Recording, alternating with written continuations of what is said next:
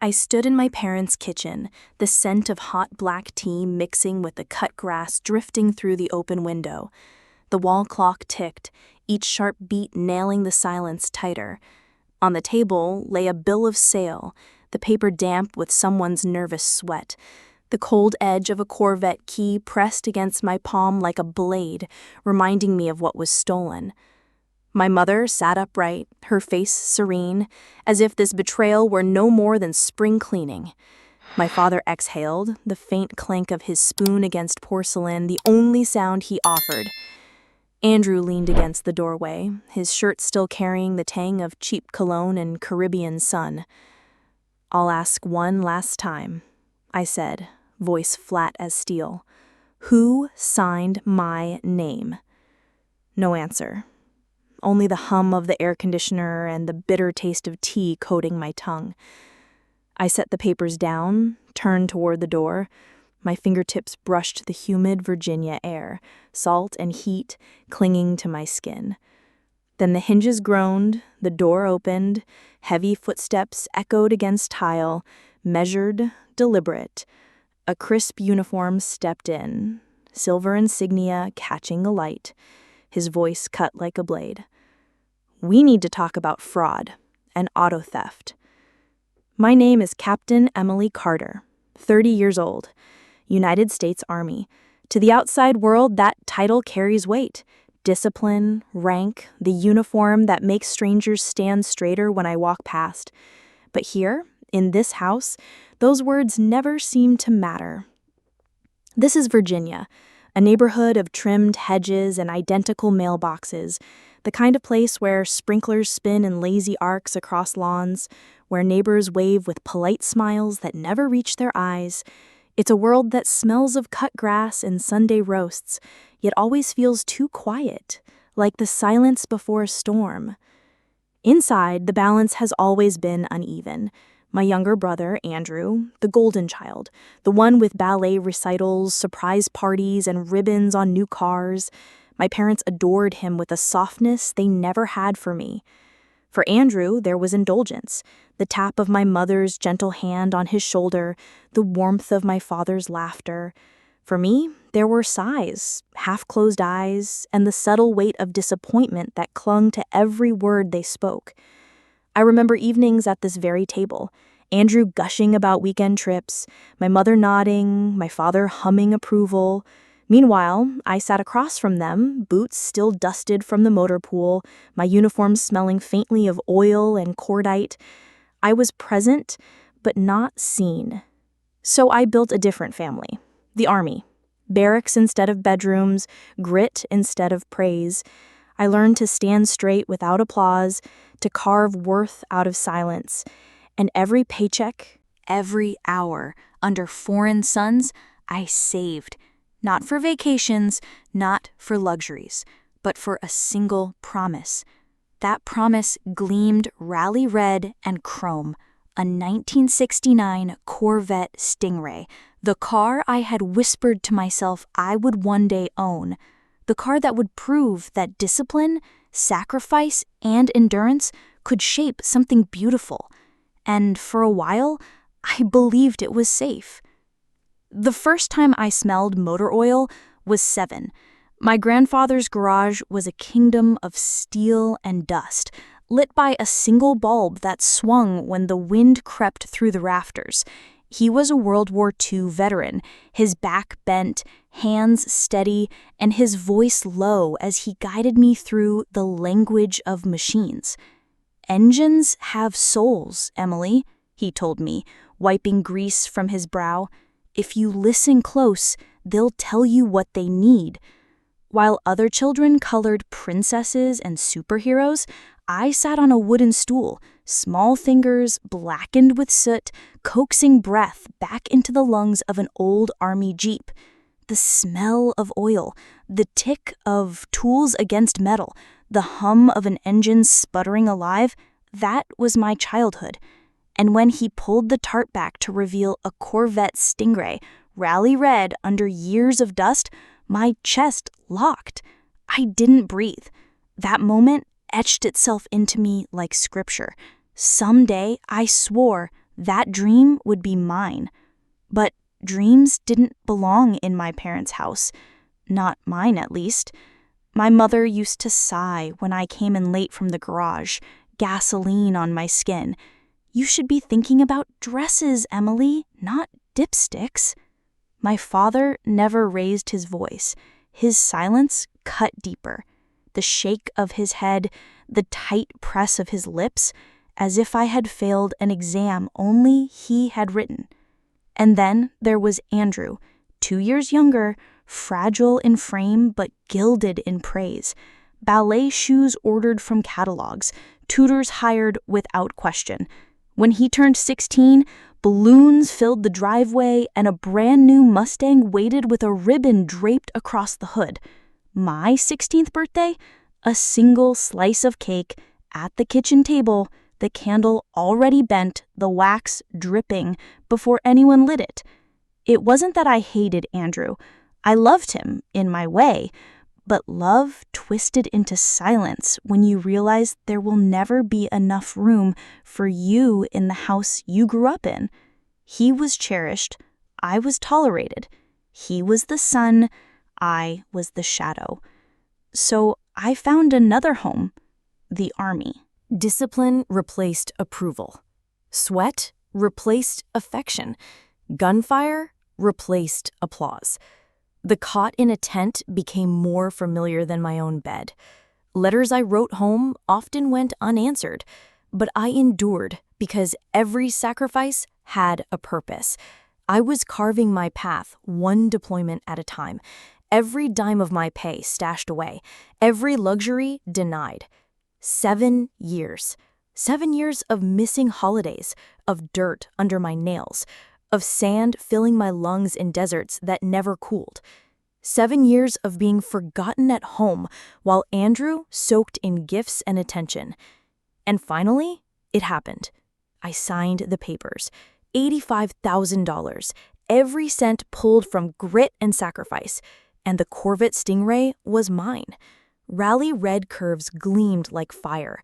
When I slid into the seat and turned the key, the engine roared deep and steady, like my grandfather's heartbeat when he lifted me onto his knee.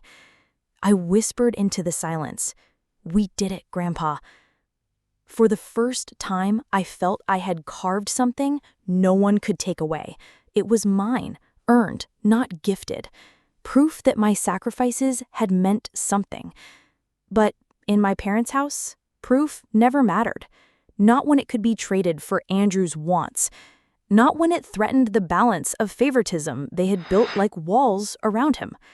And I didn't know then, but the moment I left that Corvette in their garage, my vow, my years, my very soul were about to be betrayed.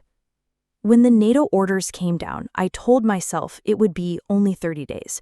30 days away from my Corvette, 30 days of keeping it safe beneath my parents' roof.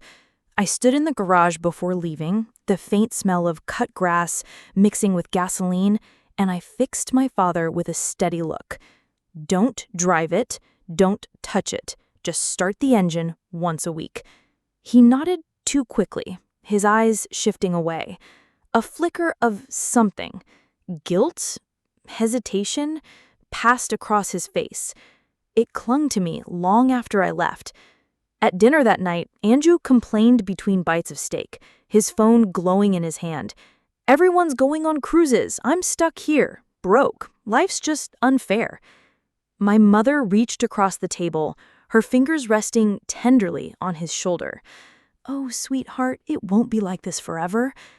I sat frozen, fork idle, the iron taste rising in my throat. The Corvette keys pressed in my pocket like a warning, but I swallowed it. 30 days. I could endure 30 more days. Except when I returned, the garage was empty, concrete bare, oil stains marking where my dream had once stood. The silence pressed down like the desert nights I had survived. Inside, I found them waiting, as if nothing had happened. My mother sipping tea, calm as a Sunday sermon. My father setting down his knife with weary finality. "Thanks to your car," my mother said lightly, Andrew finally got the trip of his life. My chest hollowed.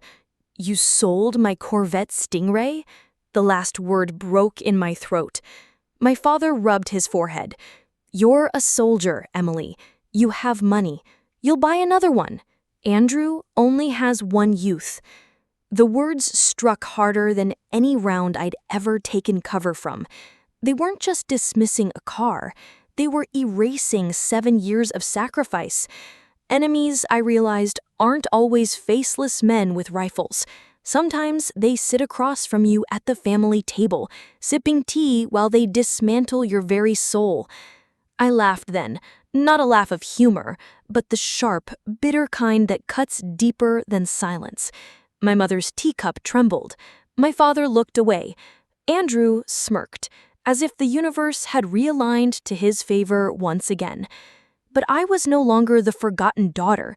I was a soldier, and soldiers don't surrender treasures to the wrong hands. They had drawn their line. Now it was time for me to draw mine. The night after the confrontation, I sat alone in my quarters on base, the fluorescent hum above me louder than usual. My parents thought they had closed the book on me with one shrug, one transaction. They thought I would swallow it the way I had swallowed every slight before. They didn't realize soldiers learn one thing above all else: how to prepare for war. I replayed my father's words, my mother's calm dismissal, Andrew's smug smile. Each memory hardened into a blueprint. If they wanted to treat my 7 years of sacrifice as disposable, then I would show them what it means when a soldier takes something seriously. I started with the foundation, Sergeant Miller. He was the one who had pulled me out of an ambush in Afghanistan, the one man whose loyalty I never doubted. Months earlier, before leaving for Germany, he had offered his garage. "If you don't trust anyone else, trust me," he'd said. That sentence echoed now, sharp and clear. I had listened. The real Corvette Stingray, the rally red machine forged from my blood and sweat, was safe behind his steel doors. What my parents had sold was a replica, near Flawless, borrowed from Major Ryan. He wasn't just my partner. He was a man who understood strategy. Together, we shaped the plan. Step 1. Bait the test. Leave the replica at my parents' home, keys in my pocket burning like a fuse. Give them the opportunity to choose loyalty or betrayal. Step 2. Documentation. Ryan had prepped every paper, the bill of sale under his name, photographs of the replica's identifying details, and sworn statements ready to be notarized. If they touched it, the trap would close. Step 3. Legal firepower. On my desk lay the number of a JAG lawyer, one I trusted with battlefield clarity. She would confirm what I suspected, that signing my name, selling what wasn't theirs, wasn't just a family mistake. It was forgery, fraud, a felony. Step 4. Witnesses. Soldiers know the battlefield is won not only by strength, but by proof. Miller would stand at my side, Ryan at the other, both in uniform. Not as companions, but as witnesses the law itself would recognize. Step 5. Confrontation. It wouldn't be a screaming match. Screams fade. Paper endures. I would bring them together in that house, the same house where I once sat invisible, and I would force the truth into daylight. They would sign papers this time. Papers that mattered. Repayment plans, sworn promises, notarized signatures that would bind them tighter than any vow of family ever had. I could already feel the weight of the plan taking shape. Not rage, but calculation. Every detail locked into place with the same precision I had once used to clean a rifle in the Afghan desert. Steady hands, clear mind, no wasted motion. And beneath it all was the quiet hum of the Corvette's engine, still alive, waiting for me in Miller's garage. The smell of leather seats, the pulse of chrome, it wasn't gone. It had never been gone. That truth gave me the calm I needed. They thought they had stripped me bare, but I had given them nothing. They had stolen an illusion, and in doing so, revealed their truth. The battlefield was set. The plan was ready. All that remained was execution. And I knew exactly when to strike. The living room looked the same as it had for decades. Family photos on the wall, the old fireplace, the worn carpet beneath our feet. But tonight, it wasn't a home. It was a staging ground. I called them together. My parents seated stiffly on one couch, Andrew pacing near the mantel with restless energy. My mother's teacup rattled faintly against its saucer. My father's jaw worked as if chewing on words he couldn't bring himself to speak. And I wasn't alone. Sergeant Miller leaned against the wall, arms crossed, his steady presence filling the silence like a fortress. Beside me, Major Ryan, in full uniform, his insignia catching the lamplight. He stood with the quiet authority of a man used to commanding rooms. They weren't guests, they were witnesses, guardians. I set the replica's paperwork down on the coffee table. My voice was calm, clipped, every word deliberate. This is the bill of sale. You signed my name. That is forgery, fraud, auto theft, all federal crimes. My mother's hands trembled. We didn't know. Ryan's voice cut through her excuse, sharp as a blade. Ignorance is not a defense in Virginia law. Andrew scoffed, running a hand through his hair. Oh, come on, you're making this dramatic. It's just a car. His laugh rang hollow, desperate. I turned toward him, my tone colder than desert steel. 7 years of sacrifice. 7 years of deployments, missed holidays, dirt in my lungs, blood on my boots, and you call it just a car? The room fell still, every sound amplified, the ticking clock, the faint hiss of the heater, my own pulse steady in my ears. Andrew tried again, louder this time as if volume could drown the truth. You're jealous, admit it. Mom and Dad love me more and you can't stand it. The words detonated in the air.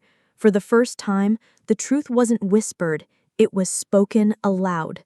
No one argued, not even my parents. My mother wept softly, my father bowed his head in silence. That was my cue. I slid another stack of papers across the table.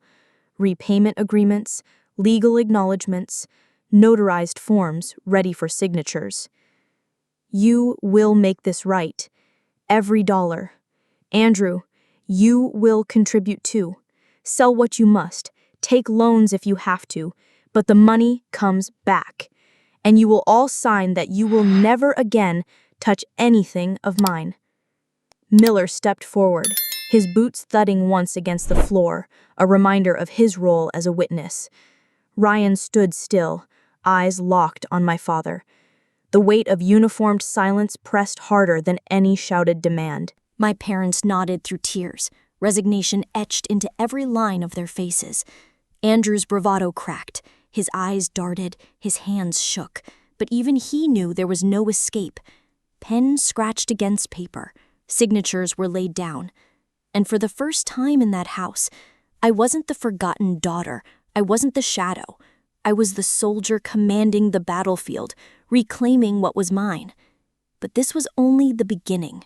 The signatures were ink, the debt was real. Yet the true reckoning, the raw confrontation of blood versus loyalty, was still to come. The final act waited like a loaded chamber. The pen lay still on the table, the last signature bleeding into the paper like a wound. My father's hand lingered above it, trembling, before finally retreating to his lap. My mother's eyes were red, her tears leaving faint streaks down cheeks that once never softened for me. Andrew stood apart, his arms folded, his face twisted in defiance. You think this makes you powerful? He spat, his voice cracking under the strain. You trapped your own family. You should be ashamed. I leaned forward, my voice measured, cutting each word with precision. Ashamed? I bled for this country. I starved in deserts while you drowned yourself in indulgence. And when I asked for nothing but respect for what I earned, you sold it for a vacation. The shame isn't mine." The silence that followed was suffocating. The air smelled faintly of paper, ink, and sweat, thick with the weight of what had just been laid bare. My father tried to meet my eyes, but couldn't. My mother reached out, then stopped halfway, her hand shaking in mid-air as if even she no longer knew whether I was daughter or stranger. I let the silence stretch, then delivered the twist they hadn't seen coming. "You didn't even sell my Corvette," I said evenly. "You sold a replica. The real Stingray is safe, in Sergeant Miller's garage. I never trusted you with it." Their faces drained of color in unison. My mother's hand flew to her mouth. My father sagged against the couch as though I had struck him. Andrew's smirk shattered into confusion, then anger. You tricked us?" he stammered. I stood shoulders square, boots anchored to the carpet like I was back on parade ground. "No, I tested you, and you failed." Ryan stepped forward then, uniform crisp, voice as cold as winter steel. "Forgery, fraud, auto theft. These carry up to 10 years in prison. You're lucky she isn't pressing charges tonight." The weight of his words crashed into the room like artillery fire. My father's face turned ashen. My mother whispered, "We didn't know." But the protest collapsed on her lips. Even Andrew fell silent, his bravado stripped bare. I let them sit in the wreckage of their own choices. I wanted them to feel the humiliation, the helplessness, the fear, the same emotions they had forced me to swallow since childhood. For the first time, the balance had shifted. They were exposed, and I was unflinching. I picked up the signed documents, slid them into a folder, and looked each of them in the eye. My voice was quiet, final. This isn't revenge. This is justice, and justice is never comfortable. The room held its breath. My parents stared at the floor. Andrew's fists clenched uselessly at his sides. Miller crossed his arms. Ryan stood tall, and I knew the war I had fought my whole life under this roof had ended, not with their approval, but with my command. The battlefield was mine now.